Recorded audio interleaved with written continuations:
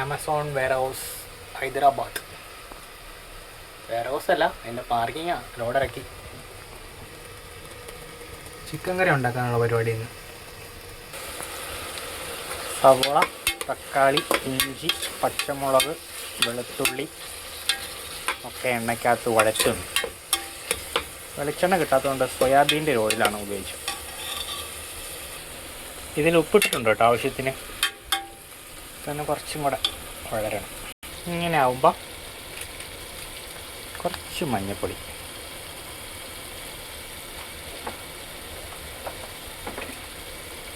കുറച്ച് മുളക് പൊടി ലേശമാണ്,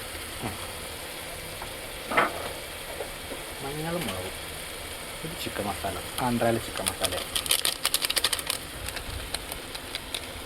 Everest chicken masala, mixed masala powder. ബസ് വേറൊരു ചിക്കൻ മസാല ഉണ്ട്, ഒരു കുറച്ച് ഇട്ടകം. അതിന് വേറെ രുചിയാണ്. കുറച്ച് മതി. ഇത് വേറെ സ്ഥലത്ത് നിന്ന് മേടിച്ചതാണ്. നന്നായി മിക്സാക്കാം.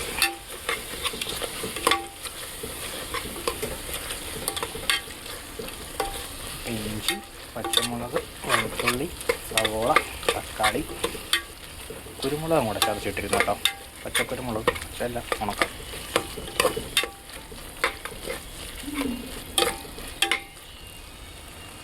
ആഹാ, നല്ല മണം വരുന്നുണ്ട്. മസാല ഇങ്ങനെ എണ്ണ റെഡി ആയിട്ട് വരുമ്പോൾ കഴുകി വെച്ചേക്കുന്ന ചിക്കനും കിട്ടുള്ളൂ.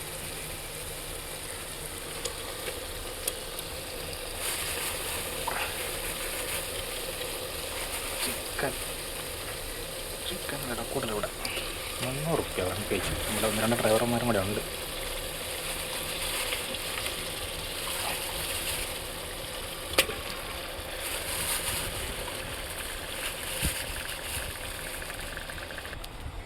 അധികം മസാല ഇട്ടാൽ ഇതിനി വെള്ളം ഒഴിക്കുന്നില്ല.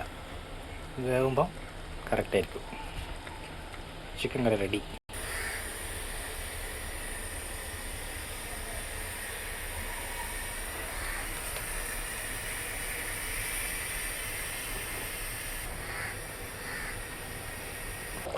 കരിയാപ്പിലയും മല്ലിച്ചപ്പും ഒന്നുമില്ലാത്ത ചിക്കൻ കറി റെഡി.